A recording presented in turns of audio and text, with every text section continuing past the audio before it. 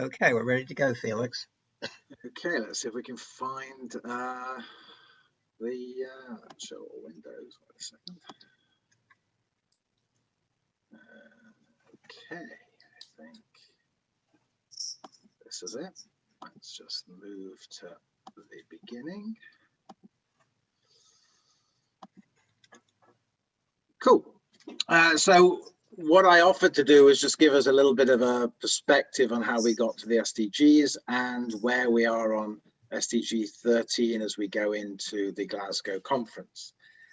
And I'll say if Felix mentions something that you don't know what it means, then please ask him. Go ahead. And I'm also going to give you a little look at some of the events that are happening this year that will impact on the Glasgow meeting. So for the history of the Sustainable Development Goals, if you want to read it, the book I did with Ambassador Donoghue and the Guatemalan Chief Negotiator Jimena Leiva is a good entry point to how we got there, but to take us through a few things. So really taking us back to the Earth Summit in 1992 and what was achieved there. And I would just say that next year is the 50th anniversary of Stockholm. And so there will be a number of events that the UN is organizing around what's been achieved on sustainable development or environment in the 50 years since UNEP was created. But 1992 had a significant impact, and perhaps a larger impact than people realized in the context of the global environment and sustainable development agenda. So the 40 chapters of Agenda 21, definitely worth having in your reference library. It includes many things. What it doesn't include is anything on energy and transport or issues like that which are critical to addressing climate change. The Rio Declaration, a set of principles that governments are meant to integrate into their legal issues like the polluter pays principle, the principle of prior informed consent. It was the place that the UN Framework Convention on Climate Change was signed and the UN Convention on Biological Diversity. There was meant to be a third convention that the US was very strong in advocating on forests, which didn't succeed, partly because it was seen as an impact on national choices in the sense that we cut down our own forests and developed, and therefore developing countries should have a similar opportunity to do that. But that the Indian minister at the time said, Kamal Nath said, if you're prepared to make the oil a global commons use, then we'll also do the same for the trees, which didn't succeed in anything. The US did not ratify or sign the Biodiversity Convention. UNEP did not play a critical role in the creation of Agenda 21 and the Rio Summit in '92, and out of it came a new institution, the Commission on Sustainable Development, a subsidiary body of the Economic and Social Council to review annually the implementation of Agenda 21, but also to look at how the conventions were going, something that it did for the first 10 years, but didn't for the following 10 years. One of the most important aspects was that it's the first UN document to give rights and responsibilities for stakeholders. 9 chapters on different stakeholders: industry, trade unions, women, youth, farmers, indigenous peoples, NGOs, local government. So those chapters gave an opportunity, particularly for the first time in many cases, for those stakeholder groups to, in a sense, get engaged in intergovernmental negotiations, and that they should have some role in that. And one of the very important outcomes from the Rio conference was chapter 28 that dealt with local government. And though in the US it was seen as an evil chapter, around the rest of the world it was seen as very important because it said that local communities should work, local government should work with its local communities to produce local Agenda 21s, and over 6,000 were produced in the next 10 years. And so it played an important role in bringing the issues to the level of local government. And if I'm not mistaken, Felix, you became the head of the stakeholder forum. Is that correct? Well, I mean, it's a slightly byproduct. The history of the organization that I ran was it was a national committee for the UN Environment Programme set up in '87. I took it over in '93, and it became the first focal point in a developed country for UNDP, and so it was known as the United Nations Environment and Development UK Committee.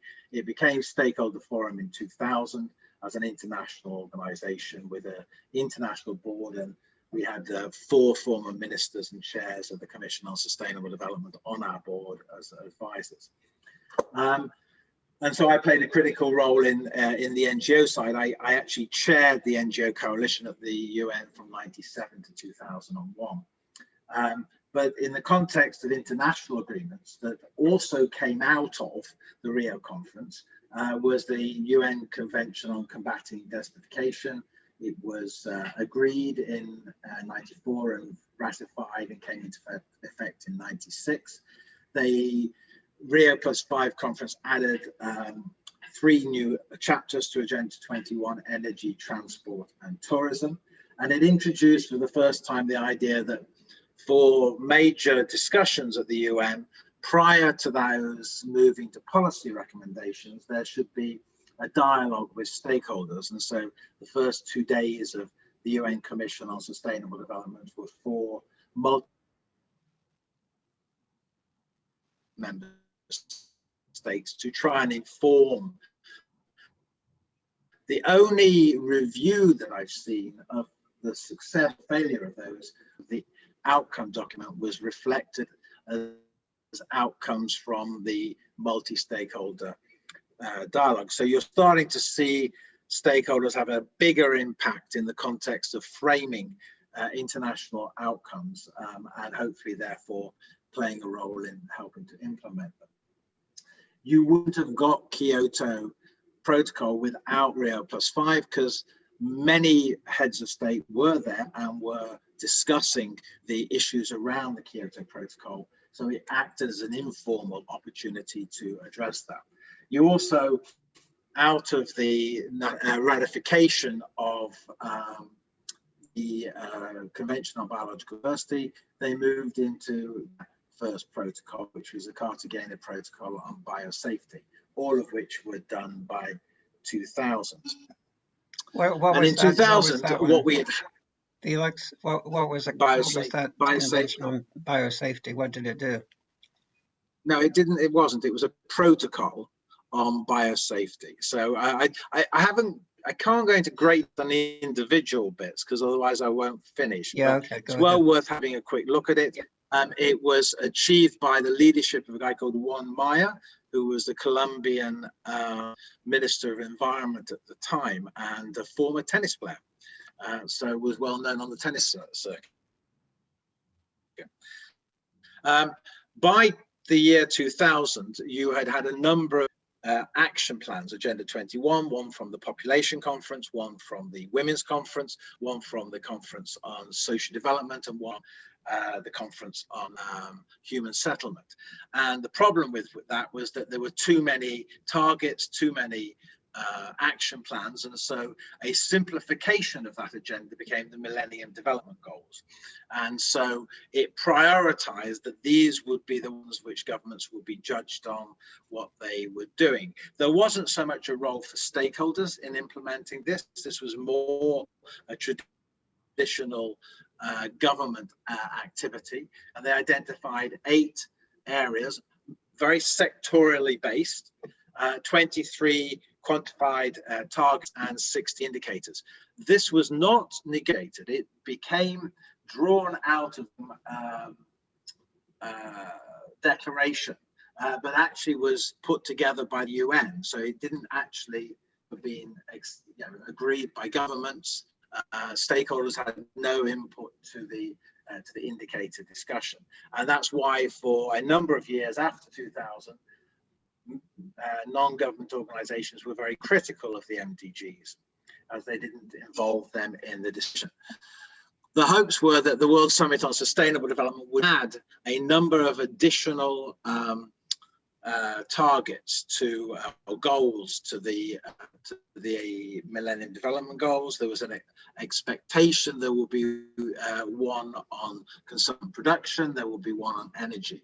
Because of 9/11, the air was sucked out of the preparatory process for the World Summit on Sustainable Development, and so it shrunk in what it could achieve from what it's been expected to achieve. So we had a Johannesburg plan of implementation, and in a sense this was the first time that UN agreement kind of identified stakeholders, every mechanism working in partnership with governments or each other to deliver global agreements. There was one additional target added to the MDGs, which was a target on sanitation. Russia announced that they would ratify Kyoto, which they took another 2 years to do that. It did mean that Kyoto came into use, I think, in 2004. But one of the other areas that came out of Johannesburg was an area on chemicals, and there was the setting up of the strategic approach to international chemical management. And the body that was set up was a multi-stakeholder body. So it's a voluntary process, but it has spaces on its governing board for trade unions, business, and for NGOs. In the run-up to Rio+20, a number of other initiatives, again out of Agenda 21, that found themselves into legal agreements was the Rotterdam Convention on Prior Informed Consent for Hazardous Chemicals and the Stockholm Convention on Persistent Organic Pollutants. Both reflected originally in the 2 document. So if you consider the addition of international environmental that came out of 92, it's quite a huge footprint as such. And in the process leading up to Rio+20, there was the recognition that you needed to bring together the chemical conventions into a one body. And so you now have a chemical cluster, which includes Basel, Rotterdam, and Stockholm. And hopefully with the Biden administration now in place, they'll add the Mercury Convention to that as well. They also established the International Renewable Energy Agency in the United Arab Emirates, so that there will be an agency that would deal with renewable energy. The idea was that that would ultimately draw on the expectations. And the German government hosted a Nexus Conference of climate, energy, food, and water, recognizing that we can't just look at sectoral issues. We need to look at how those sectors are, in a sense, a really significant conference leading up to Rio+20. And in 2011, Colombia, at a retreat of governments in Solo, Indonesia, put forward the idea that the outcome from the 2015 conference on reviewing the MDGs should be Sustainable Development Goals. So that was 4 years before we agreed them. So the Nexus Conference, why it was important was we were recognizing a number of drivers that were having an impact across different sectors. And so the German government, working with the Stockholm Environment Institute, produced a paper recognizing that climate change, economic growth, urbanization of population would have an impact on that you would see something like an increase of 40% in energy demand by 2030, a 50% food demand increase by 2030, and there will be a 40% gap in water resources. And so that's played a critical role in framing the discussion around Rio+20, that issues should be addressed in a cross-sectoral way, but also that the SDGs should reflect that as well. Now, as many of you will know, the planetary boundaries concept initially, by itself, it wasn't enough to engage in the Rio+20 process. And the work by Kate Raworth, what's known as the Oxfam donut, the one on the left-hand side of the thing, recognized that you needed to be able to explain how these planetary boundaries were going to be looked at in the context of a social foundation. And what she did was she crowdsourced the input from member states into the Rio +20 process, so that she was playing back to member states what they thought were the most important areas for a social foundation. And then, of course, have a social foundation: food, water, health, gender, social equity, energy, jobs, voice, resilience, education, income.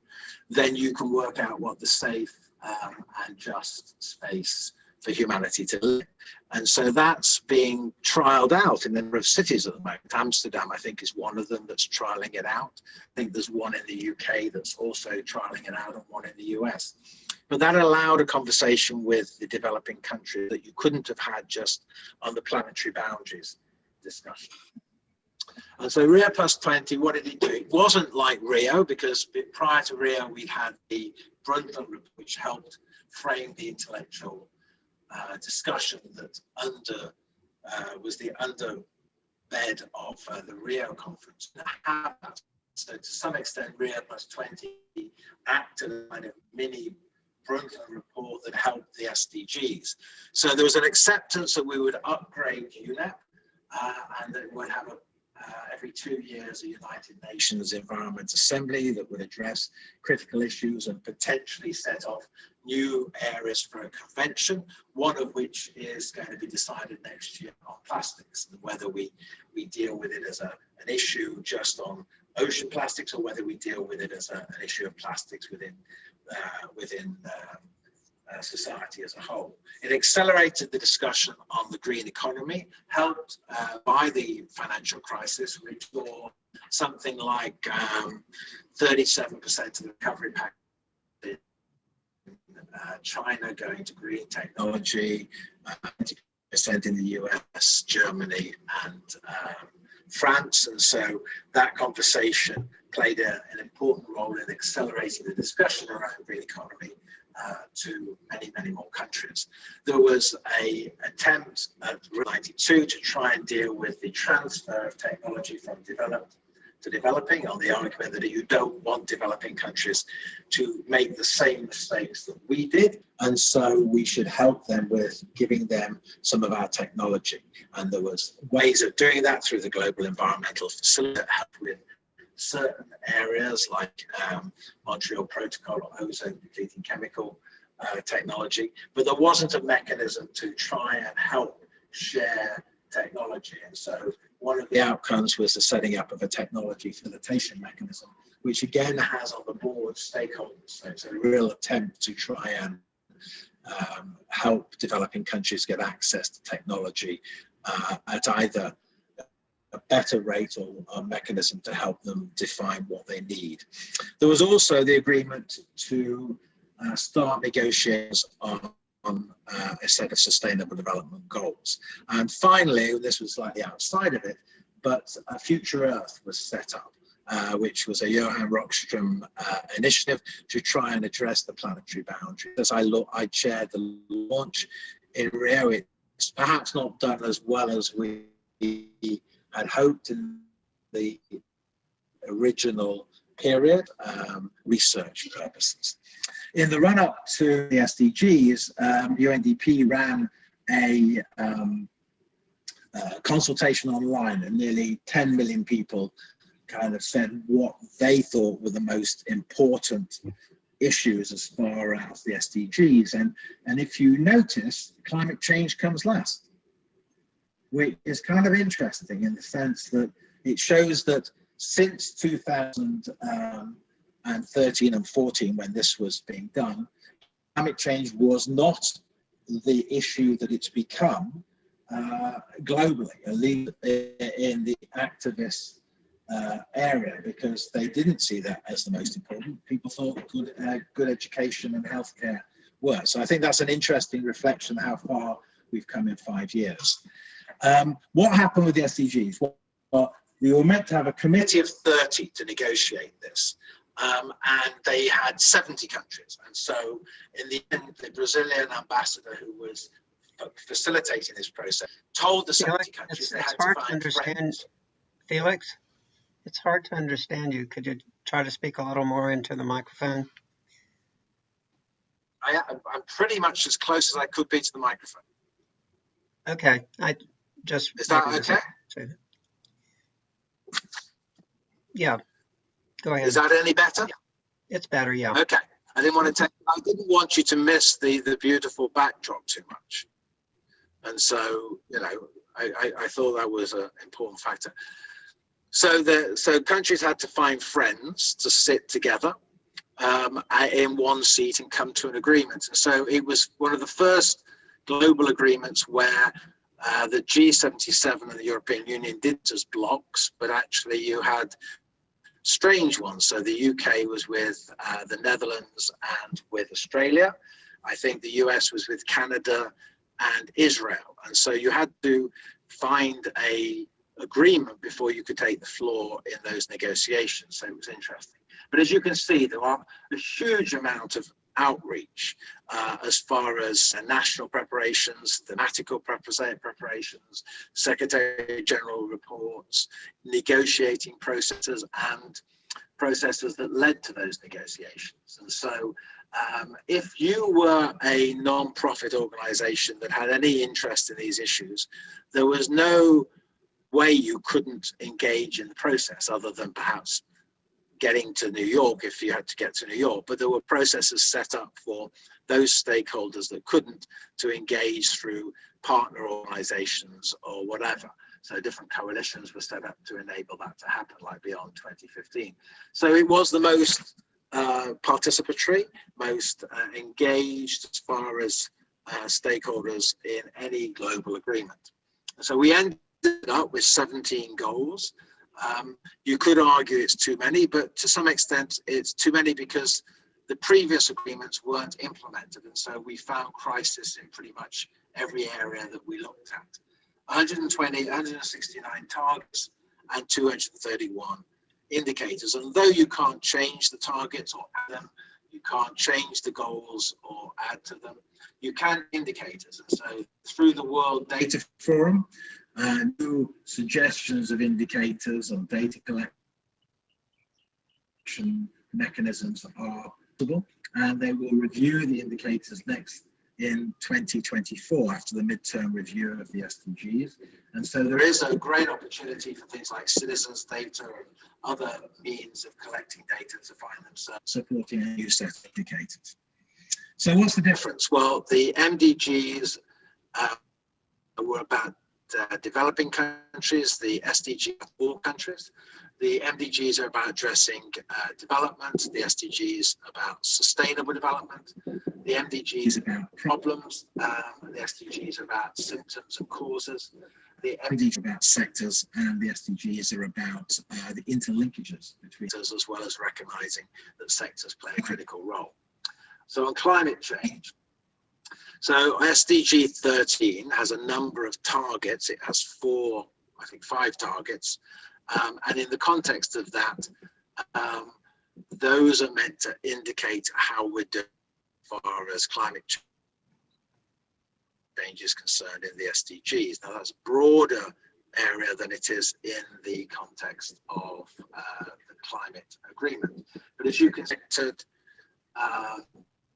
the 100,000 natural disaster risk reduction strategies is an issue that we at UNC are working on. Strength, resilience, and adaptation capacity to climate-related hazards. It's the number of countries who have communicated the establishment of integrated policy strategy. Where you can see no data, it means that though they've assigned the indicator, they don't yet have any data in enough countries to be able to give an indication of the direction that we're going in. I'll come back to, so when they did the assessment in 2019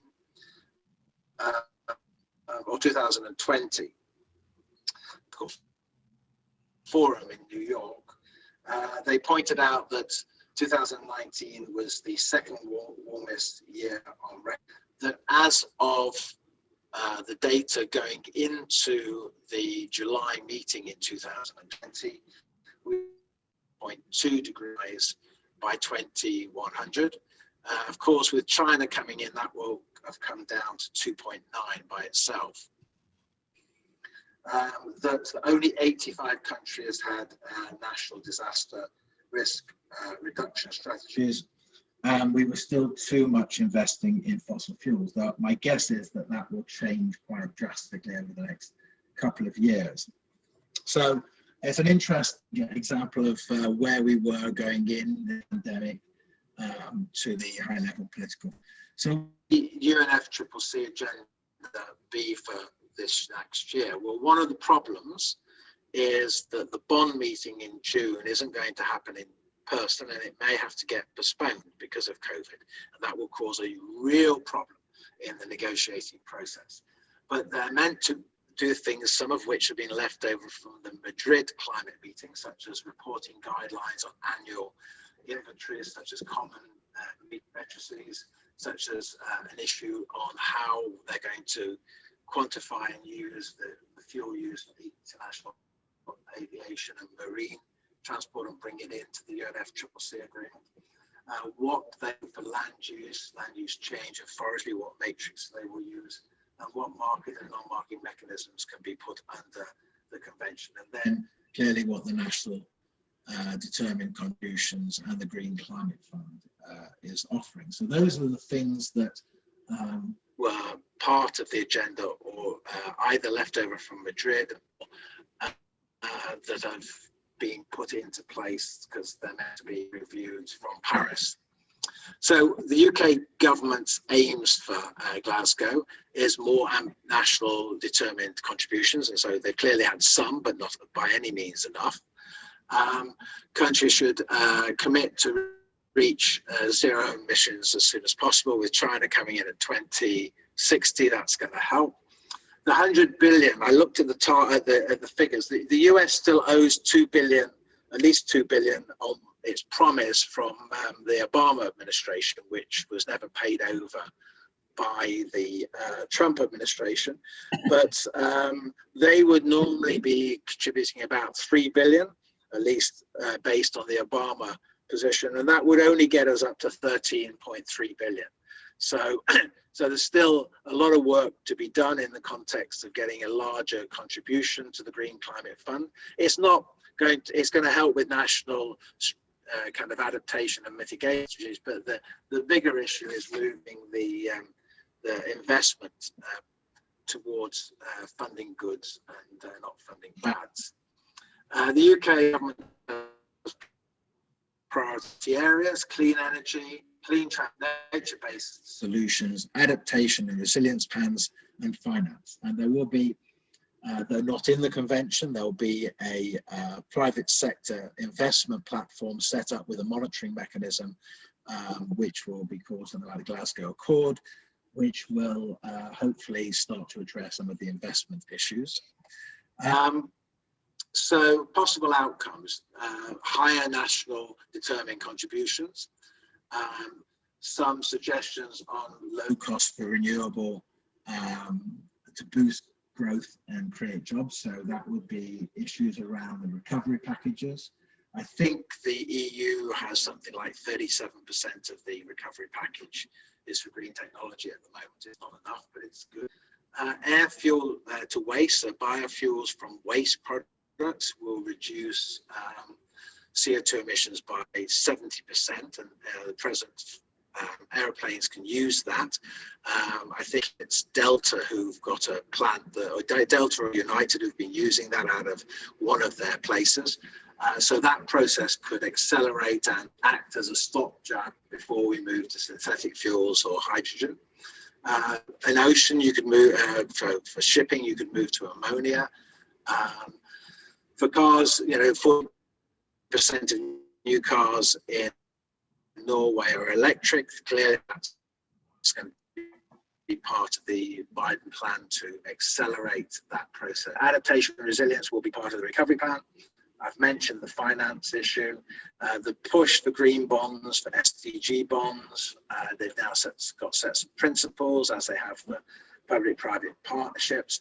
Those hopefully will start to look at which of these are truly green or truly supporting climate change, adaptation and mitigation.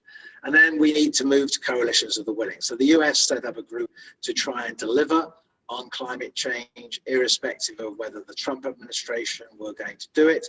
Other countries need to do the same, because without that, we don't get the pressure or the additional possibility of hitting 1.5.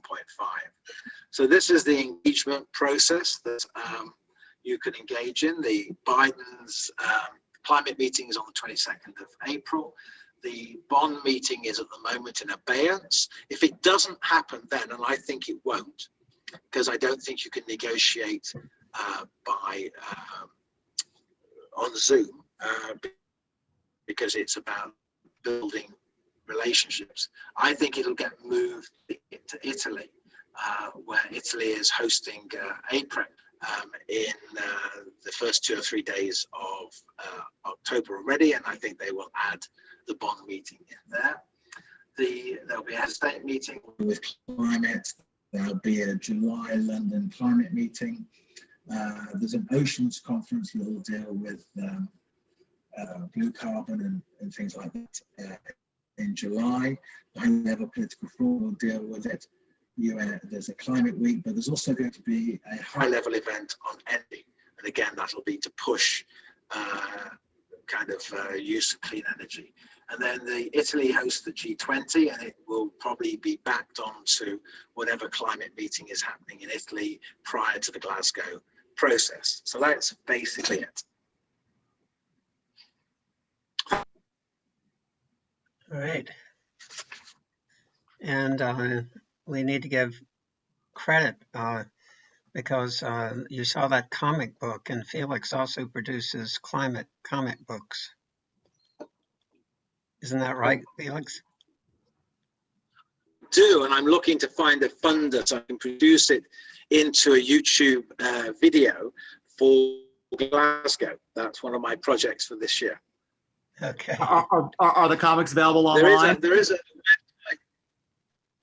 Yeah, so it's called Comics Uniting Nations. So let me take away this and stop sharing if I can.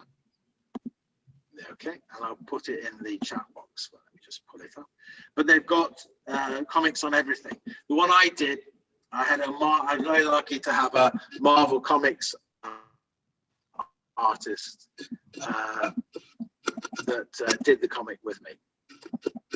Nice.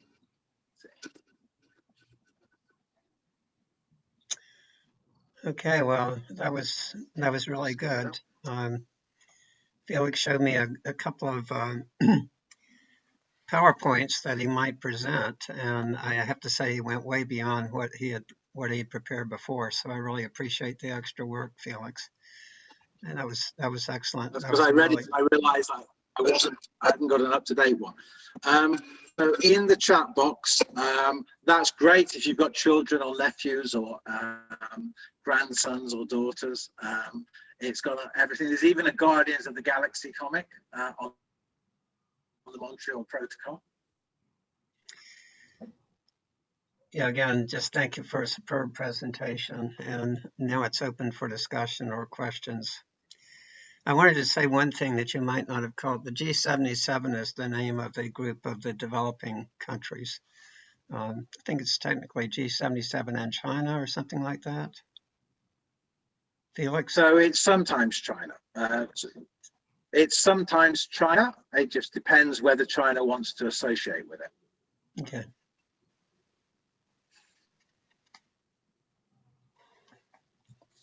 Do most authorities, officials still consider China a developing country? So it's not whether we think it's such. There's 132 members of the group of 77, and they're at all different levels of development. Moment it is of benefit to developing countries to have China associated with them. Whether and how we define whether they're developing or developed, only works in the sense of whether they get overseas development aid or not, or don't. Okay.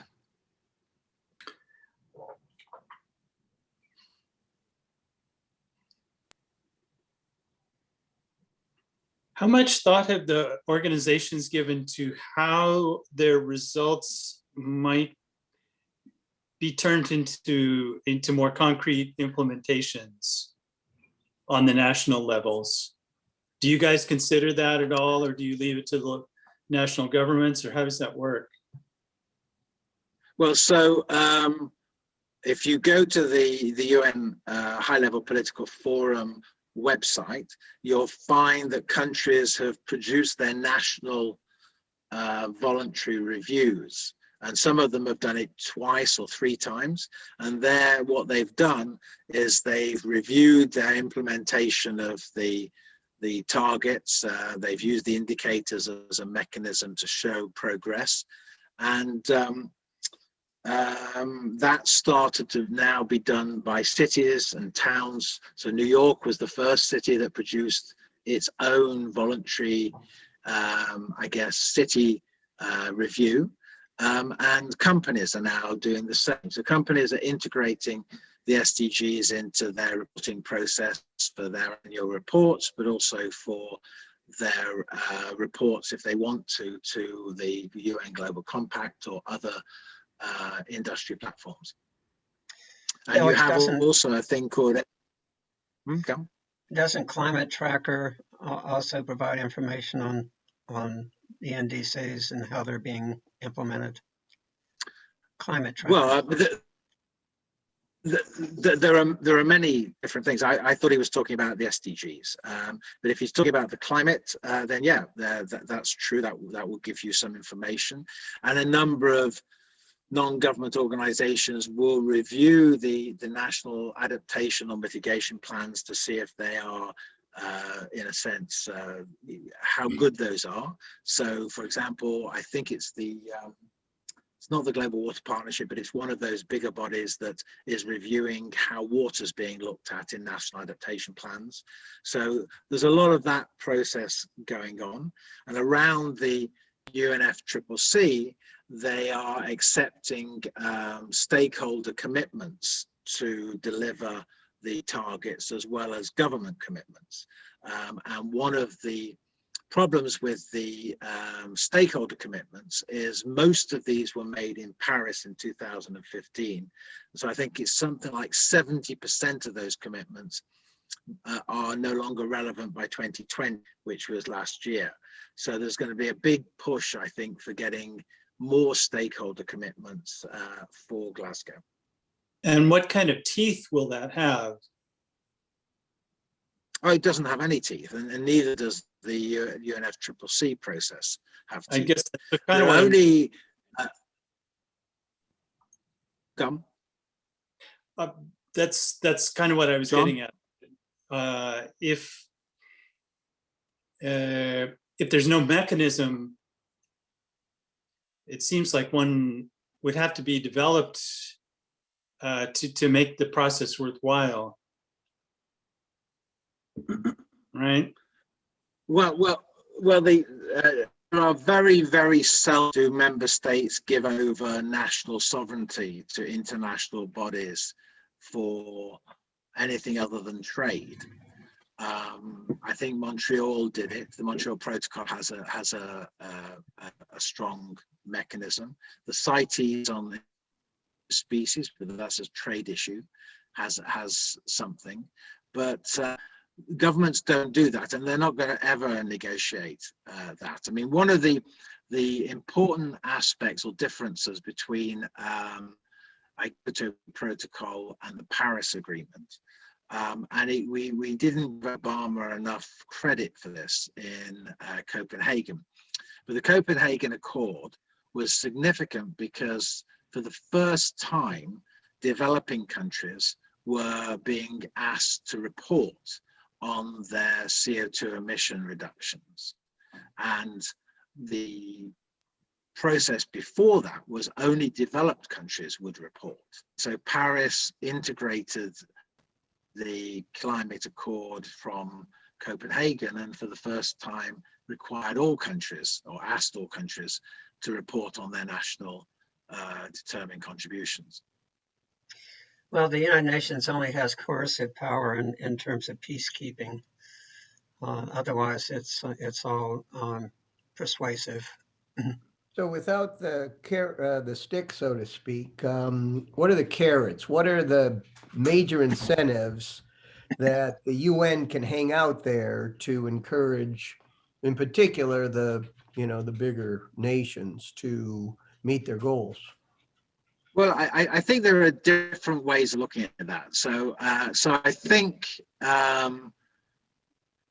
there's clearly a massive shift that's going on to kind of technologies in the next 10 years. It was accelerated from the late 2008 onwards. And I think that people are looking at that as something that's good for their economy. And so I think, solar and wind are seen as good options. They're not seen as bad options. Cleaner cars are seen as not producing pollution as well as CO2. So you're getting less health negatives where people are or dying from, living in cities that were like Delhi now is. So I think there are a number of advantages of these changes. It come. Well, one more thing is that Can I they follow have up these. on that? Ooh, if you don't mind, Herman, I just wanted to follow up a little because Felix, it seemed to be that as you explained that, those were incentives that were really driven nationally. And I'm wondering if there's anything that the UN is doing that just adds some sort of incentive. I mean, each country has its own incentives, and of course, but how can that be amplified, or can it? Well, so it depends which countries you're dealing with, and that's why the issue about the US had this climate ambition coalition that was trying to deliver on the Paris Agreement, irrespective of President Trump. Mm-hmm. That's why we need those equivalents, and those predominantly are going to be industry, they're going to be local or state governments who have big opportunities to influence that process. So I think that those play, I think, an important role. I think that the other thing with it is that the UN, by having this annual meeting, it keeps the issue current and requires governments to report on what they're doing. And then if they haven't done anything, then it can impact on their electability. Yes. Or their and we're also seeing the negative impacts of climate change, and those are being experienced much more than they were before. And so people are recognizing that that's happening. And then with the great youth campaigns that have been going on in the last couple of years by Greta, led by Greta and others, that has put pressure on their parents and a number of other things. Yeah. And I would say that, businesses are by and large on board with this because they are seeing the problems that and so that's why you're getting this investment platform where the investments, PIMCO used to be an evil company, and it's now got kind of SDG bonds. It's now massively moving into this market because it sees it as the place to go. You had which is the big investment, BlackRock. You had BlackRock at the beginning of this year announce that they were, moving fossil fuels and things like that. So that process is accelerating. Well, can I ask a word? And so and then you'll have markets that will have a. Let me just finish. Yeah, go ahead. So for example, for China to be able to deliver on its CO2 emission targets, it can't take the coal from Australia because it's very dirty. And so that's had an impact in Australia because they can't find anywhere to sell their coal. because it's not a clean coal or cleaner coal. I just wanted to say the United Nations is the only truly international body in the world. And, you know, they have these summits where, like in 2015, 170 heads of state or something like that were there. Every country in the world is a member. There's over 5,000 consultative NGOs.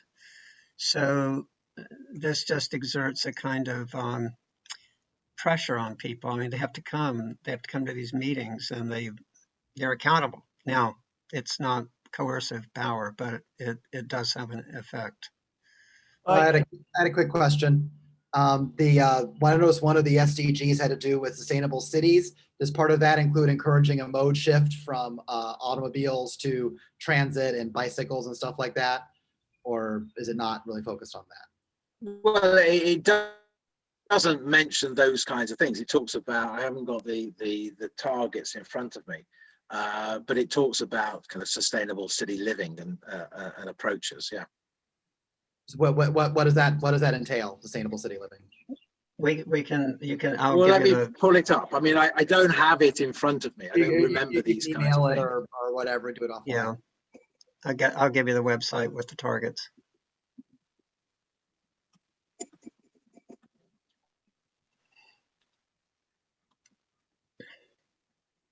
So what I'm hearing is this momentum of moral encouragement.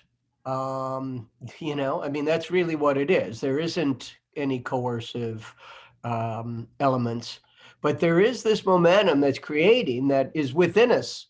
You know, we all feel this in some way, shape, or form, commitment to the future, to posterity, to the earth, to remedy this horrible problem.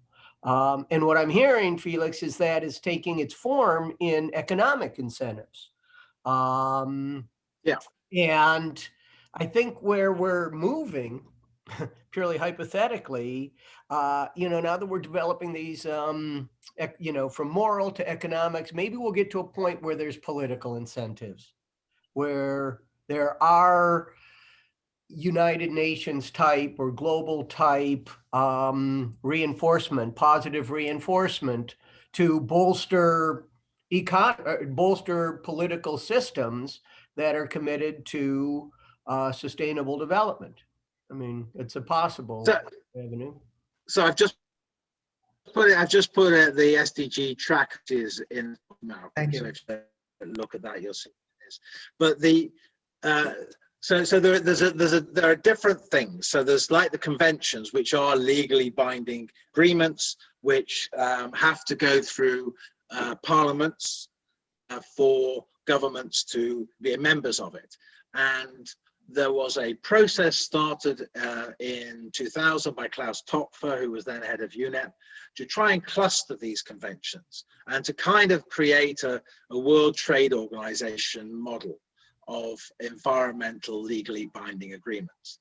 They got as far as the chemicals. So they did the chemicals, and then they were moving on to biodiversity. And then the person who took over at UNEP, a guy called Erik Solheim from Norway, just didn't give a shit about it and took the organization in the wrong direction. They're now got a new person running, Inga Anderson, and they've moved back. So they're moving forward to finish the biodiversity conventions. Then they can do climate and ozone, then they could do oceans, and then they could do freshwater. And then you could imagine a situation where you've got committee structure, a legally binding committee structure that links these different conventions together and addresses the gaps. And that's the vision for 2030 for the environmental issues. As gaps come up, like has happened over things like plastics, one can have a place where that fits into that ecosystem that's going on.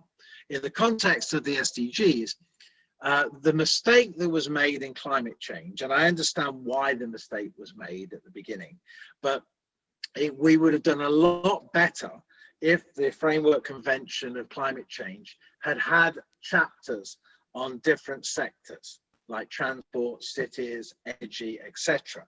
Because we could have then started to align stakeholder commitments on delivering back in 93, 94, 95, 96 around these agreements. Doing it just on a target, it doesn't lend itself to helping those. So the SDGs, to some extent, are a mechanism to deliver on their climate change agreements.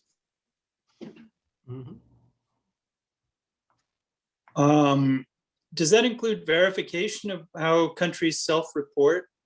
Because like this also gives them incentive to lie.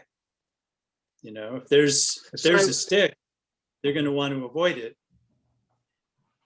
So there's an NGO platform that does its own review of how good those particular reports are.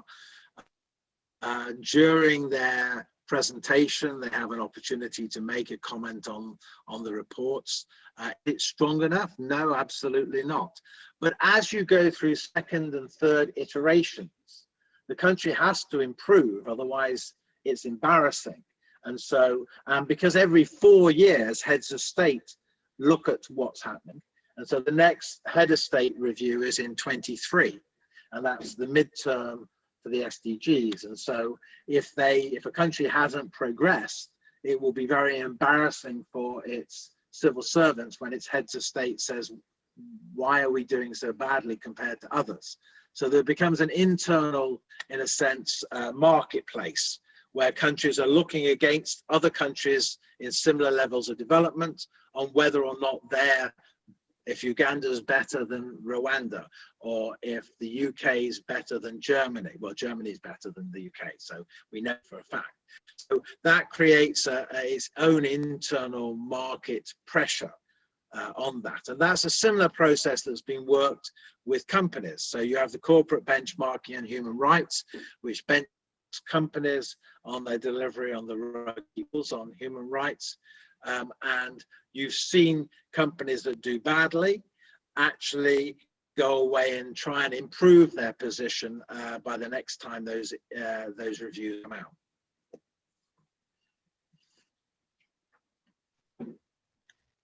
Okay, we have time for maybe at most 2 more questions if somebody has a burning question they want to ask. Otherwise, we'll yeah, I have one. close today. Go ahead. Hi, Tim. So there's, from what I've seen, there's a lot of emerging research coming out, which is beginning to challenge the assumption that we can meet the SDGs while simultaneously pursuing economic growth. And I wonder what your view is of the level of appetite for beginning that conversation at the international level. And I'm thinking here of a couple of tentative steps in that direction, one being the adoption of gross national happiness in Bhutan, and another one being the well-being budget in New Zealand. So is there much going on in that area? There isn't, and I would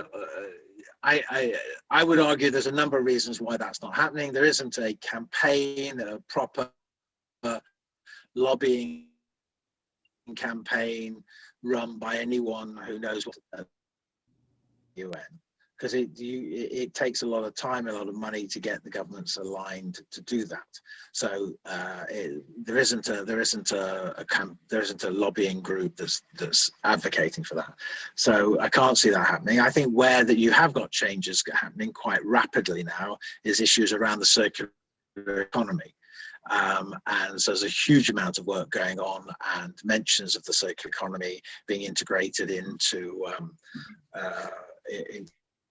countries work on a number of issues, in plastics being that's happening. As far as economic change, we're going to have such a massive change over the next 10 years compared to the last 10 years with technological advances. Then the question is, what economic system are you going to have when by 2030 70% of us will be kind of freelancing? And so what systems need to be put in place to deal with that that change in the labour market. I have to mention Felix is writing a book on 2030, the changes that will occur. One more question?